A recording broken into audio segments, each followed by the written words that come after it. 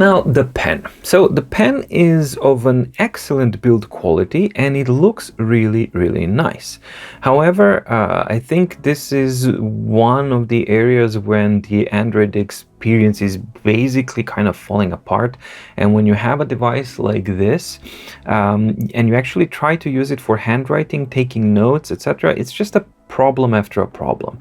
So first of all, the pen itself, yeah, we do have these two buttons here. They are pre-programmed and you can't really use them to kind of change anything. So the bottom button is actually toggling the smart navigation thingy or smart help for whatever it's called. These shortcuts here, it kind of pops it out or in. So that's one of the things that you can have.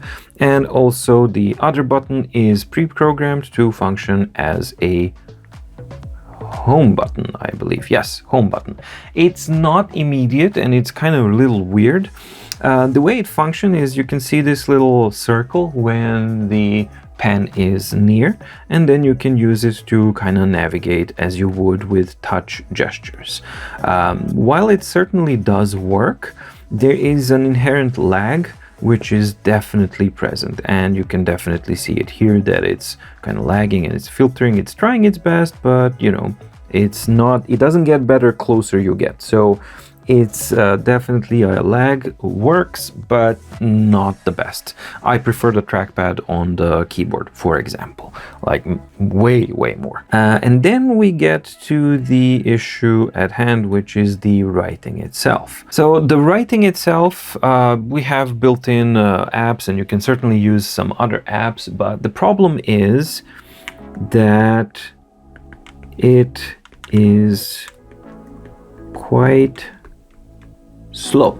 So while the result is nice, it is very much lagging. Now, that may be because I am coming from an e-ink based kind of background, and I'm used to how e-ink devices are responding and how they are writing. So the biggest problems for writing for me are the latency and the comfort levels.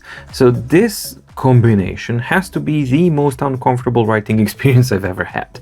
So the combination of the uneven back surface when it actually kind of tilts a little bit, and even with the cover you have this middle spine, so you don't have a perfectly kind of flat surface, so it's always jiggling a little bit around. Uber reflective and perfectly smooth glass surface, and the lagging pen that's using a thick all plastic slippery nib is, I believe, enough to deter anyone but maybe a toddler scribbling around aimlessly on the tablet. I mean, for anything more precise, even remotely kind of a serious work or prolonged type of use, this combination as a writing tablet, please just look elsewhere. I know that the experience would definitely improve if I put like a paper-like screen protector on it, then it's definitely gonna be better, but I still am gonna be stuck with slow response times and the overall comfort level. In addition, it seems that Android is completely oblivious of the fact that there is a pen there.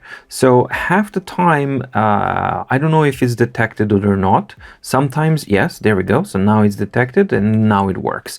But sometimes when I just bring the pen up and I don't have this little circle, I don't have an option to, you know, check. So it would be nice if the LED here on the pen itself or somewhere we had an indication of pen is detected or pen is active, or I don't know, something like that. It would be a good thing to have. I was also unable to find a way to customize the two available buttons, or how to calibrate the pen. So the default functionality of the two buttons, as I said, is toggling the smart navigator with the lower button, and the upper button acts as a home button. And while that's usable, it certainly would have been nice to be able to customize the functionality to individual needs, like for in a reader or in document creation or anything like that. It would expand the functionality quite a bit. And yeah, the calibration of the pen, of course, I mean, that's something that would definitely be a big help. Nibs that the pen uses are, as I said, super thick, and as such they don't offer any kind of a real precision or sophistication. So this would be fine if you could just chuck this one away and use a different pen. But as far as I understand it, the active style of a pen like this, which is chargeable and all like this, unlike Samsung tablets, which use the passive ones, standard ones that are changeable, this one is not changeable. I've tried so many others and I couldn't find a single pen that would actually play ball with the Lenovo Tab 11. So yeah, that's something that's also unfortunate. And to top it all off, this kind of an afterthought thingy, which, yeah, this was stuck on the back here as a holder for the pen. And while it feels nice, it's just a sticky thing, which of course after 2 weeks unstuck and just kind of went away. So yeah, you then end up with not knowing where to hold your pen, and it just feels like an afterthought. So yeah, so the pen experience would be, as far as I'm concerned, the only and the lowest experience point as far as the Tab 11 Pro goes. Reading experience on the Tab 11 Pro is very nice indeed. Despite it being a backlit device, the OLED high quality display that it has, in combination with eye-saving features, crisp image, excellent contrast, and clear and very vivid colors, it's a device that you can really use for extended periods of time without exerting a lot of pressure on the eyes. It allows the user to tame the harmful aspects of such a display to bare minimum, making it extremely comfortable to use. My absolute favorite setup is to get the brightness way down, in certain cases all the way to the minimum if I'm not in too bright of a room. So let's just turn off auto brightness there, turn on the eye protection mode, turn on the dark theme, of course, and the bedtime mode also turned on. In such conditions, now there's too much light here, so of course I'm getting some reflections, but if you are in a room where there are no super big reflections to be had, then this kind of a reading experience becomes really awesome. And especially when you're typing up a document, presentation, or working on a Excel sheet, it's an absolute joy. And it's something that I haven't experienced before, even on e-ink devices. The crisp, sharp, and not glaring monochrome text, it doesn't actually glow at you on a true deep black background, and the crispness and the speed and everything, it gives it an impression that you're not reading or typing off of a screen, but rather off something that, I don't know, something else, something different. So the only thing that disturbs from such an experience are the reflections of the glass surface. And were it not for them, it would be a truly unique and a new type of experience. And I'm thinking that a good anti-glare screen protector can actually help with that and then transform it into something really amazing. The device ergonomics and super smooth performance make it truly a joy to relax and browse the content that you are interested in, so news articles, videos, or whatever. Portrait mode in particular is something that I find myself using most of the time when I chill out on a couch and browse my various points of interest. Overall, it's a very pleasant and smooth reading experience. If you are an existing Android user, you will find the UI of the Lenovo Tab P11 Pro extremely intuitive and familiar. Everything is easily accessible, everything is where you want it to be, and coupled with super fast responsiveness of the device, you feel like you're very easily flying from task to task. And it's just a very pleasant experience. Especially worth noting for me, one thing that actually makes this device stand out is this one here. A productivity mode, which basically is a dedicated mode that aims to transform the tablet into more of a laptop productivity device than a browser reader content consumer device. So let's check it out a little bit to see what's it like and what we get with that one. You are certainly able to manually enable productivity mode should you choose to do so, and what it does give you is this kind of thing, like a PC desktop type of a look, where you have your back home and multi-app functionalities shortcuts here, and then you have your shortcut to this kind of normal app selection here. You also have all of your currently open shortcuts or open apps down there as minimized, so to speak. However, this mode is truly intended to be working in the combination with the keyboard itself, and as soon as you hook it up here, the tablet itself switches into the productivity mode. Now, what are the main things that the productivity mode gives you? Well, one of the main things that it gives you is the windowed mode of operations. So all the apps that you have can be in a windowed mode. Furthermore, they can be maximized or minimized, and then you can easily switch between them should you choose to do so. So that's the main difference, is basically this kind of Windows-oriented functionality, which is a great concept. Now, this is still a young platform, and it definitely feels like it. The main things where you actually feel that is that there's a lack of grid snapping and different open windows, basically how to easily arrange them, or maybe have some type of an auto arrangement of open windows, or maybe a grid template that you have like easy places where the windows snap to and resize to predefined grid areas on the screen itself.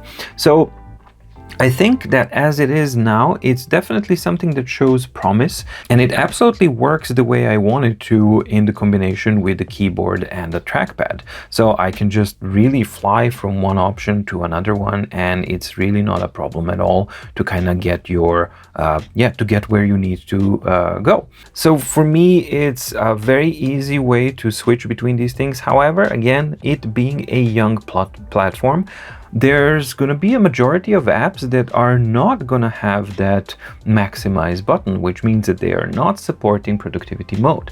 As such, that's where the limitations, kind of come in. So yeah, I can definitely resize my window to a size that I'd like, but it's still not going to be a full screen mode. So that's something that an overall kind of a grid thing would definitely help. I sincerely hope that they continue active development of the productivity mode. I really wish they would actually do this, because for me, for what I wanted to use this tablet in, productivity mode definitely works and it transforms it. As I said, not all apps support it fully. So the ones that fully support it have this full screen icon. The ones that don't, and they can be unstable. So those apps that actually are not supporting productivity mode, they can get a little bit confused. They can get maybe unstable, but for the majority of Google productivity arsenal, it just works flawlessly and is really, really good. Basically, the productivity mode as it is now allows me to do all of my document, sheets, notes, presentation work on this tablet without a single hitch.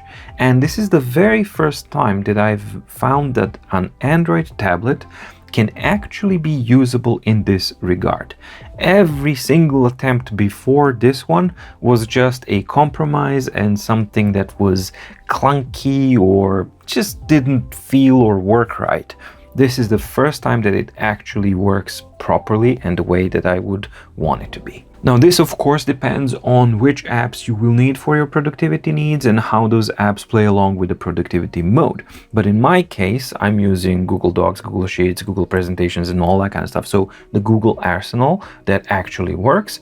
And in this case, it was a perfect match and I absolutely love it.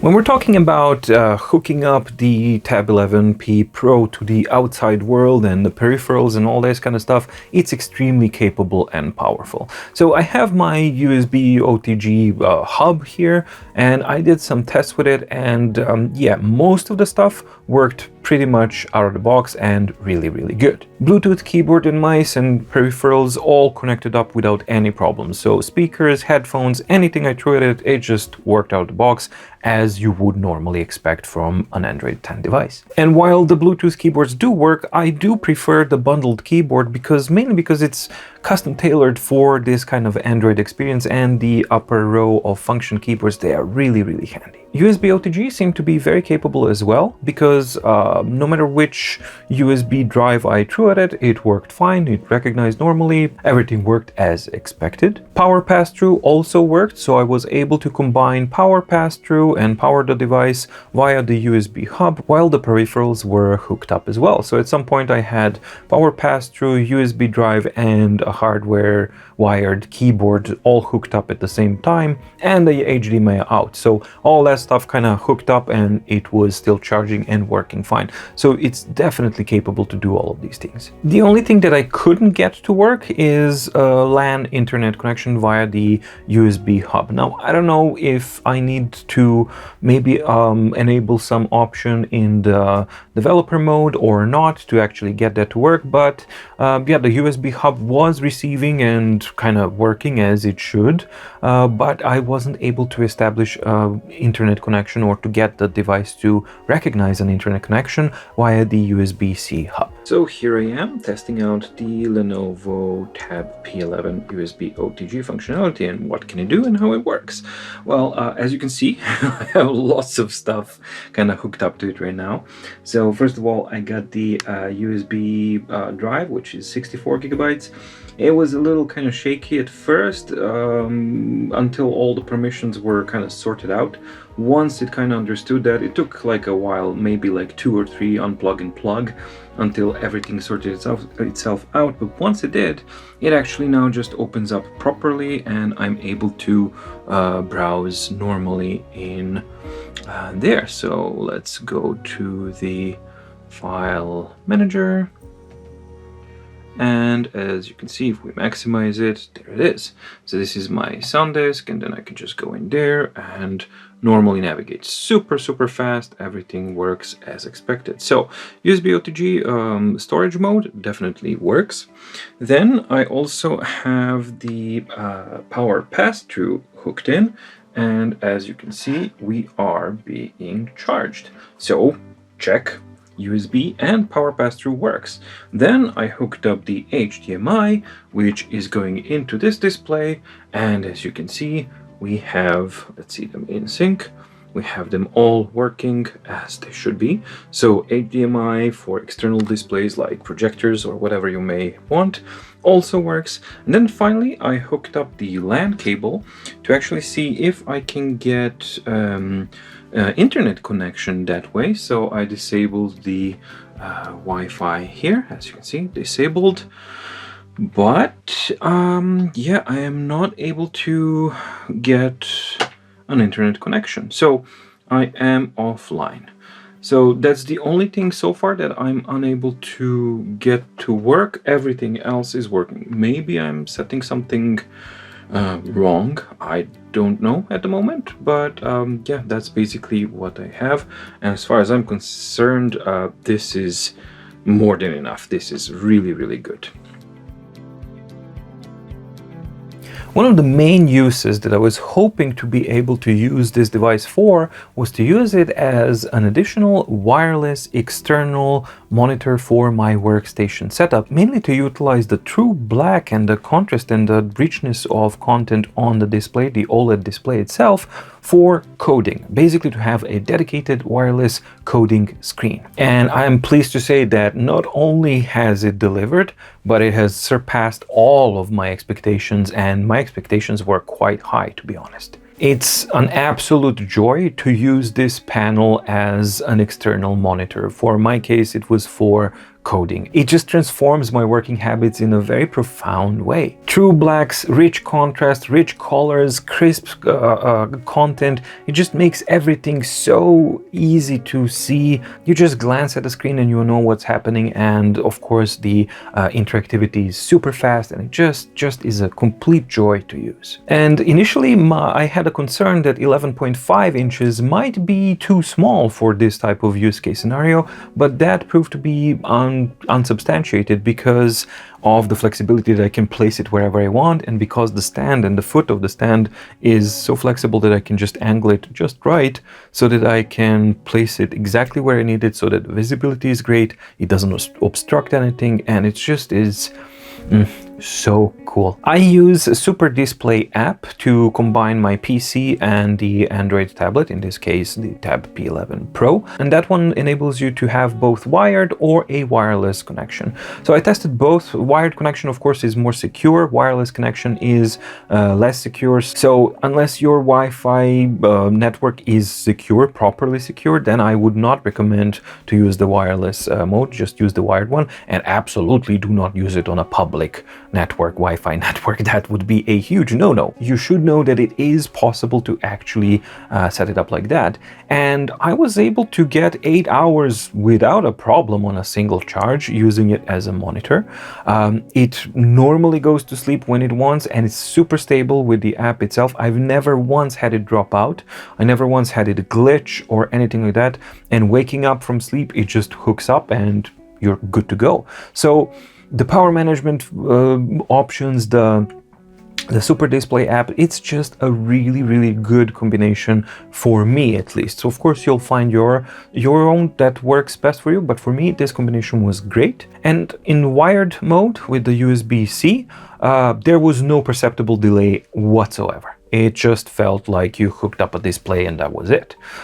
In wireless mode as well, if there was any delay, I could not see it or perceive it to any degree that mattered at all. Maybe if I started to measure things and test things, probably I would see something, but in a real world scenario, no, not at all. So I ended up using it both wired and wireless depending on what I need. The benefit of using it when wired is that you can also get a little bit of charge so that it doesn't drain all the way. Just don't hook it up to a speed charger while depleting it as well. So, well, I don't think you have a speed charger and a data connection at the same time, so you're fine. So if I need to connect, then I just go to Super Display.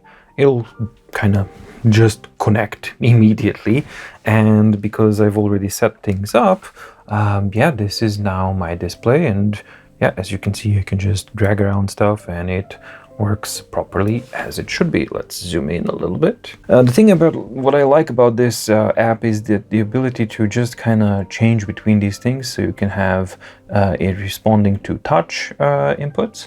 So for example, if I had this, then I could just kind of touch and drag things if I wanted to. Then I have lock, where it doesn't respond to anything.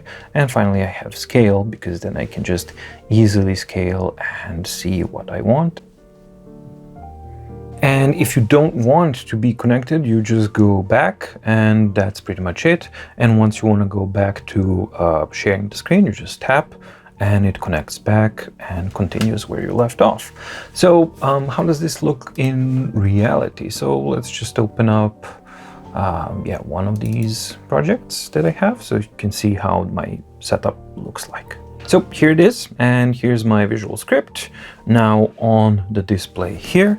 And yeah, as you can see, everything works normally as you would expect it to be. I love the color coordination. It just really works. If you so choose, you can flip it to be vertical in portrait mode. Then you would just simply switch the setting in Windows itself, that this monitor, the external monitor, would be in portrait mode, and that works perfectly fine.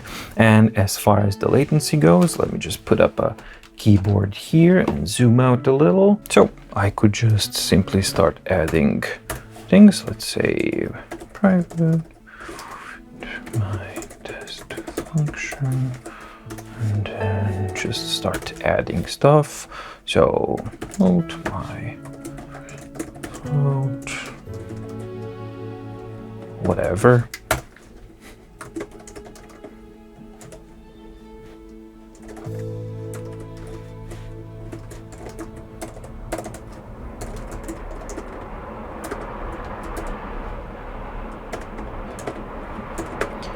That's a very bad angle for me to type, but yeah, let's just... There we go. So hopefully you're able to see that not only does the color coordination work, but the responsiveness is super, super fast, and it's something that just really, really works well for me. And of course, this is super low brightness, so just the way I want it, because then it's kind of matched to work well with the other displays here. So it's just such a flexible setup that I absolutely love it. And the image quality, as you can see, is really, really nice.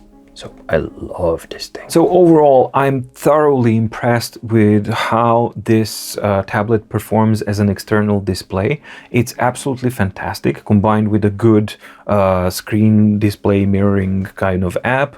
It just is a joy to use. What particularly impressed me was the ability to go through the entire workday in wireless mode, not hooked up to charging, and of course I use low brightness because that's how I prefer. Everything is lower brightness.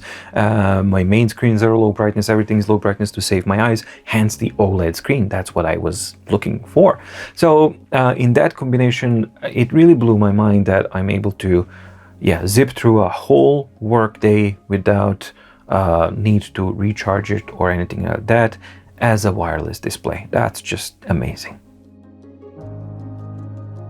And of course, screen sharing and screen capturing works as expected. The thing that's really, really good is that you can screen share to any Miracast enabled device, be it a TV, a laptop, or a PC, whatever it may be. I don't think Macs can do that yet, but there's probably a workaround out for that. I'm not sure, but I'm not a Mac guy, so I don't know. But it really is cool to be able to share it onto your PC and then share it in a Zoom conference or anything like that. It just makes things so much easier to work with. What was particularly interesting was the ability to successfully share the front camera when I was doing a Zoom call from it via Miracast, and it worked fine. So of course not real time, there's a little bit of delay here and there, but nothing tremendously horrible. So it wasn't like a CNN thing where they go ababa, ababa, ababa, ababa. Nobody was talking at the same time. It was still, the delay was there, but it was perfectly normal and fine. Those things combined are very usable in real life scenario. An additional positive point for the productivity aspect of the Tab 11 Pro.